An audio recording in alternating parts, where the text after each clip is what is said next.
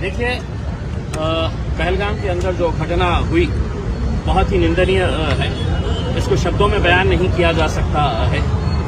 हिंदुस्तान का सबसे खूबसूरत जो जगह कही जाती है कश्मीर के बारे में, वहां पर खून की होली कैसी खेली गई। दिन दहाड़े पड़ोसी मुल्क से आतंकी आते हैं और यहाँ पर वो खून की होली खेलकर चले जाते हैं और सरकार अपनी पीठ थपथपाने में लगी रहती है कि देखिए हमने कश्मीर से 370 हटाया, वहां से पूरी तरीके से आतंकवाद खत्म हो चुका है।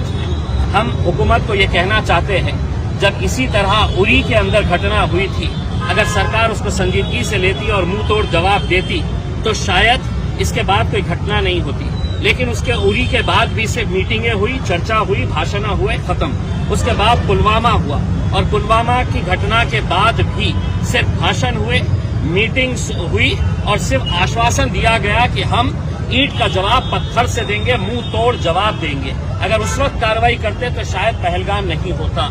लेकिन अब पहलगाम हुआ है तो हम उम्मीद कर रहे थे कि ये घटना के 24 घंटे के अंदर 56 इंच का सीना दिखाकर नरेंद्र मोदी साहब कड़ी से कड़ी कार्रवाई करें, पड़ोसी मुल्क को और दुनिया को ये बताए कि अगर हमारे मुल्क में अगर कोई गलत कोई हरकत करता है, अगर हमारे मुल्क में कोई आतंकी कार्रवाई करता है तो उसका हश्र क्या होता है, ये दुनिया को और भारत का एक एक नागरिक इसको देखना चाहता है। लेकिन दुर्भाग्यवश अभी भी सिर्फ चर्चाएं हो रही है, मीटिंग हो रही है और ये बताया जा रहा है कि हम जड़ से खत्म कर देंगे। हम उनसे पूछना चाहते हैं कब खत्म करेंगे? जल्द से जल्द इसके ऊपर कार्रवाई करें और हम पूरे देशवासियों को आश्वासन देना चाहते हैं कि सरकार जो फैसला करेगी उसके पीछे हम पूरी ताकत के साथ खड़े रहेंगे। और पड़ोसी मुल्क को ये बताना चाहते हैं पाकिस्तान को कि तुम कितनी भी कोशिशें कर ले, जितनी साजिशें कर ले, जितनी आतंकी कार्रवाई कर ले, तुम चाहते हैं कि इस मुल्क के अंदर जाति और धर्म के नाम के ऊपर लोग बढ़ जाए तो तुम मजबूत हो जाएंगे।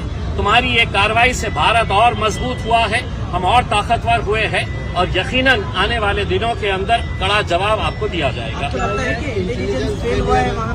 देखिए, अगर दिन दहाड़े कोई आतंकी आता है, कश्मीर में बहुत सारे लोग हम लोग गए हैं, चप्पे चप्पे के ऊपर फौज खड़ी रहती है, चप्पे चप्पे के ऊपर आर्मी के जवान खड़े रहते हैं, टैंक्स खड़े रहते हैं। ये दावा किया जाता है कि यहाँ पर कोई भी हिम्मत नहीं कर सकेगा हुकूमत की पॉलिसी के खिलाफ जाने का।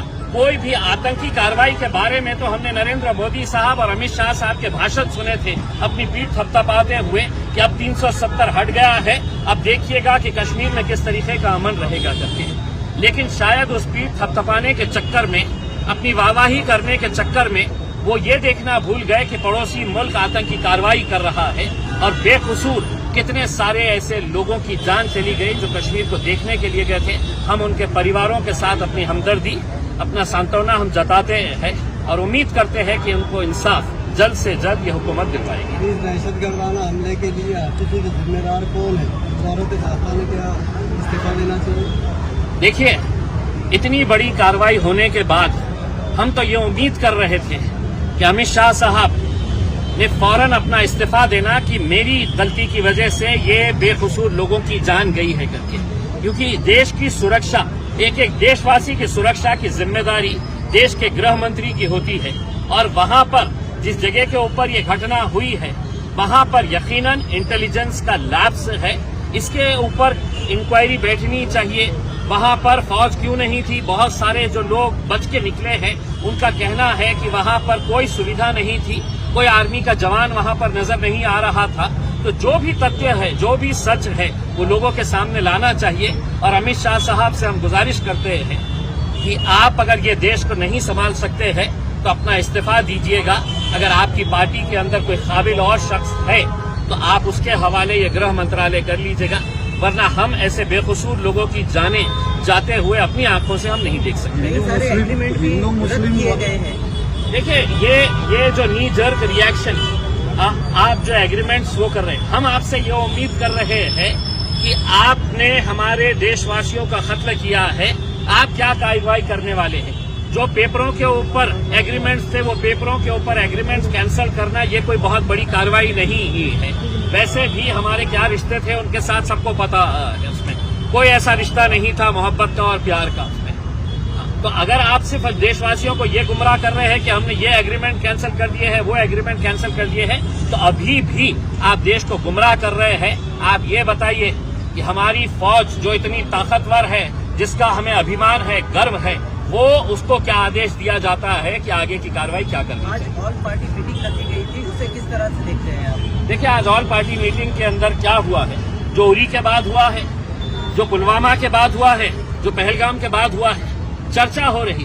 जब हम आपको कह रहे हैं कि आप कोई चर्चा मत करिए, कोई पार्टी आपसे उम्मीद नहीं कर रही है कि आप हमको बुलाइएगा और चर्चा करिएगा करके, हम चाह रहे हैं कि आप कार्रवाई करें करके। और दूसरा ये है कि आज की जो मीटिंग थी ऑल पार्टी मीटिंग, वो ऑल पार्टी मीटिंग के अंदर वो पार्टियों को बुलाया गया है जिनके सांसद 5 से ज्यादा है, 5 से कम जिनके सांसद है उनको उस मीटिंग के अंदर बुलाया नहीं गया है। क्यों? असदुद्दीन अवैसी साहब क्या अपनी कॉन्स्टिट्यूएंसी के लाखों लोगों की नुमाइंदगी नहीं करते हैं इसमें?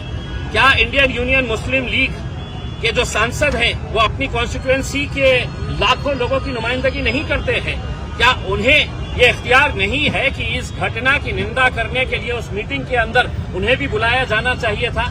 लेकिन उन्होंने किरण रिजिजू साहब को, जब असदुद्दीन अवैसी साहब ने बात किया तो उन्होंने कहा कि नहीं, बहुत ज्यादा लोग हो जाएंगे, इस वजह से हमने कुछ कम लोगों को बुलाया है। हम ये कहना चाह रहे हैं, इतनी घटना के बाद क्या नरेंद्र मोदी साहब और अमित शाह साहब 1 घंटा एक्स्ट्रा नहीं दे सकते हैं? 1 घंटा एक्स्ट्रा नहीं बैठ सकते हैं चर्चा करने के लिए? और पूरे जितने सांसद हैं उनकी क्या राय है ये सुननी चाहिए थी।